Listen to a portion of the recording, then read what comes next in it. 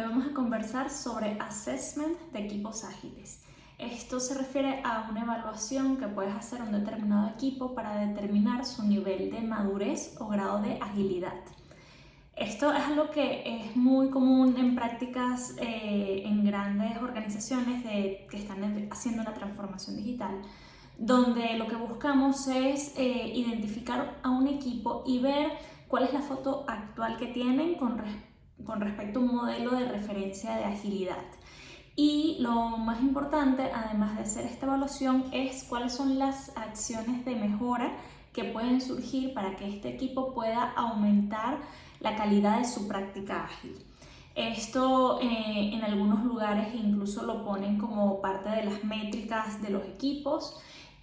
También pueden servir un poco para hacer un diagnóstico de la madurez de un dominio o de un grupo de equipos o de toda una organización.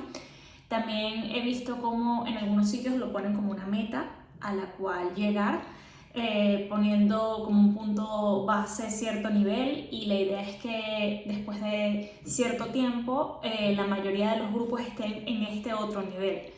Entonces es bastante útil porque nos permite hacer como una estrategia también, tanto a nivel de equipo como global, de en qué punto estamos y a dónde nos gustaría llegar. Ahora, los assessment hay muchas formas de hacerlo. Yo te quiero contar un poco desde una versión muy simple, sencilla, hasta algo que puede llegar a ser más complejo y como más integral la medición del equipo. Entonces, podrías empezar por algo básico, como puede ser primero un checklist de comprobación de la práctica ágil. Esto generalmente se le entregan a personas del equipo, pueden ser varios o una sola, pero consiste en tener un listado de preguntas para identificar si se cumple o no una determinada práctica. Incluso puedes hacer una escala que diga se cumple siempre, con frecuencia, a veces, nunca. Entonces, ahí casi siempre son checklists que tienen que ver con el marco de trabajo Scrum. Por ejemplo, tienen un Product Owner dedicado y con disponibilidad suficiente. El equipo tiene entre 3 y 7 desarrolladores. También puedes preguntar, ¿hacen retrospectivas con frecuencia? Las dailies duran menos de 15 minutos. Estos checklists suelen ser cortos, o sea, no son más de 20 preguntas, y están orientados como hacia las buenas prácticas propiamente. Puedes hacer incluso preguntas si son autogestionados, si al final del sprint siempre se entrega software funcionando, ese tipo de cosas. Yo diría que ese es el nivel más básico. En internet hay muchos modelos de preguntas, pero bueno, estas son algunas de las que recuerdo que hemos evaluado. El siguiente nivel pudiera ser una evaluación que incluso la estuvimos practicando cuando estuvimos en un cliente, un grupo de Agile Coach.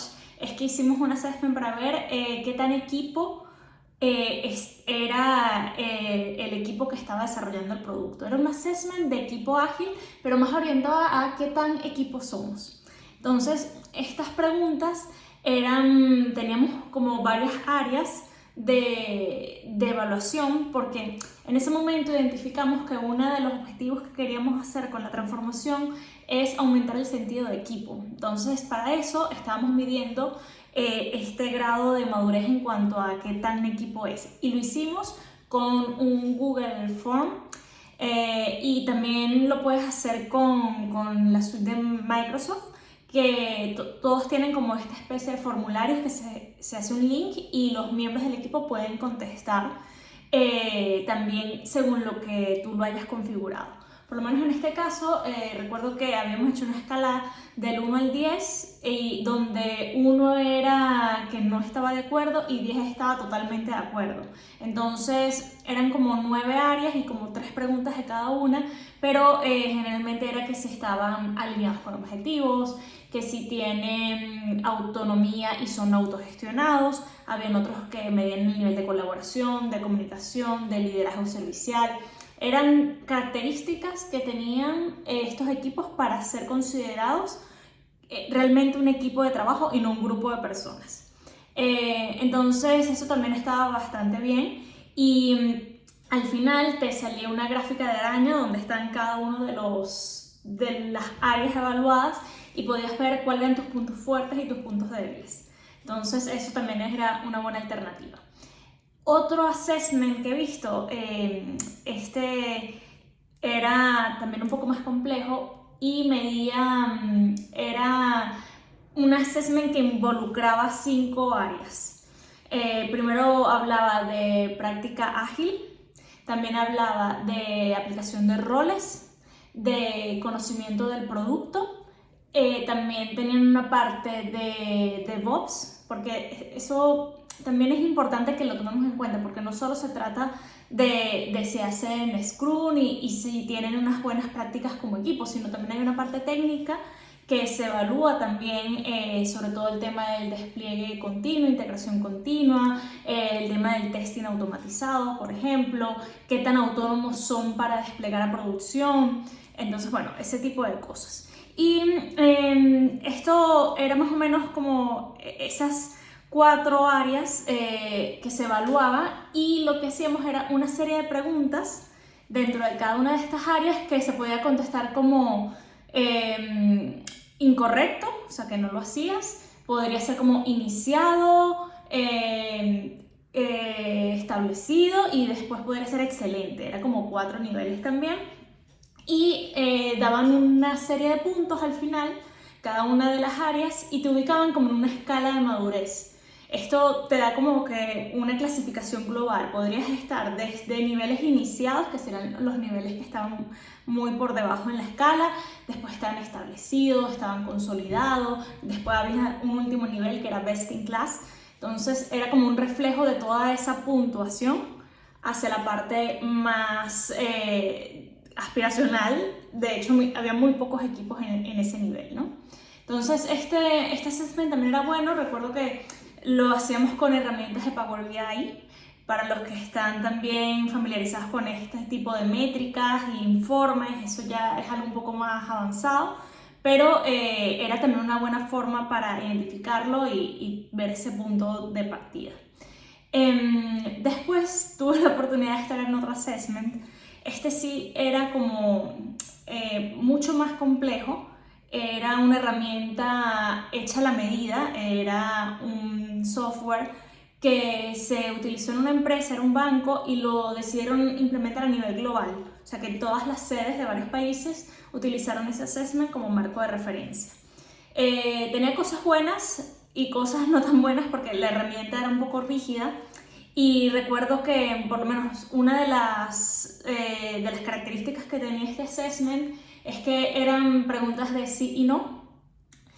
Y bueno, se supone que mientras más sí contestabas, era como que lo que debería ser. Las preguntas estaban redactadas para que cuando sea un no, deberías tener una acción de mejora asociada. Cosa que no me parece que esté mal, pero muchas veces las preguntas eran de tal forma de que por la naturaleza de la empresa nunca iban a poder contestar que sí. Es como en el ejemplo que les ponía antes, que el equipo es autónomo para hacer despliegues a producción. Generalmente hay un equipo de operaciones que en este tipo de empresas hay un protocolo y un proceso para hacerlo. O sea, realmente no son autónomos los equipos. Entonces, bueno, eso, como esa, muchas otras preguntas que a veces era difícil identificar una acción concreta, porque ya era como la forma de trabajo, ¿no? Pero lo que me gustaba de este assessment era que tenía áreas grandes. Ellos lo llamaban como unas esferas, donde tú tenías por un lado la parte de Scrum y práctica ágil, por otro lado la parte de DevOps, como les comentaba, y también había una parte de Governance, que era más como de informes de riesgos, de estimaciones de negocio, y tenían unos niveles dentro de cada una de estas esferas. Eran hasta nivel 4. Entonces habían preguntas nivel 1, que eran como las más básicas, preguntas nivel 2, preguntas nivel 3, y así. Y la dinámica era que cuando contestabas preguntas de un nivel específico, suponiendo que ya tenías correctamente los niveles básicos, cuando llegabas al nivel 2 o 3 y contestabas con un no, o sea que ya la pregunta era que tu equipo no hacía esa práctica, hasta allí llegabas en el assessment y te quedabas en ese nivel. O sea, no podías ir al siguiente nivel, ni siquiera hace falta que siguieras contestando las preguntas. Entonces, era bueno porque tú podías ver en áreas específicas en qué nivel estabas. Quizá en la parte de Scrum tenías un nivel más avanzado que en la práctica de DevOps. Entonces, para el tema también de seguimiento de las acciones está bastante bien porque era muy práctico. Se supone que si tú identificas algo por mejorar, siempre tiene que haber una acción relacionada con eso. Entonces, tenía sus cosas buenas y por otro lado la herramienta era la que daba muchos errores. A veces había que hacerlo todo en Excel porque no había forma de cargarlo directamente en la herramienta. Entonces, creo que este tipo de cosas, ya sea que utilices algo muy sencillo o algo que te vayas a hacer lo más complejo, es muy bueno tener un diagnóstico del equipo y cómo está ahora, un punto de partida para después en un tiempo determinado, ya sean varios sprints o cada cierto tiempo, puedas volver a hacer este assessment y volver a revisar cuáles son las acciones que nos han servido y si ciertas cosas que antes no teníamos muy bien dominadas ahora están bien. Entonces, recuerden que lo que no se mide no se puede mejorar. Entonces, es importante que busques de alguna manera hacer como una metodología para tú poder identificar cómo están haciendo los avances en tu equipo, más allá de retrospectivas, que quizás en el día a día de los sprints. Pero estos assessments hacen una evaluación más integral y puedes hacer un punto de partida para compartirlo con los demás. También importante tener mucho hincapié en que lo importante aquí son las acciones de mejora y no la nota. Esto va a pasar mucho, que se sienten evaluados, ¿sí? Pueden haber discusiones de por qué saqué esta nota y por qué saqué esta otra, y las herramientas a veces no son perfectas, se están mejorando constantemente, pero hacer mucho hincapié en qué es lo que puedes hacer como equipo para tú poder mejorar, más allá de una evaluación que estés entregando.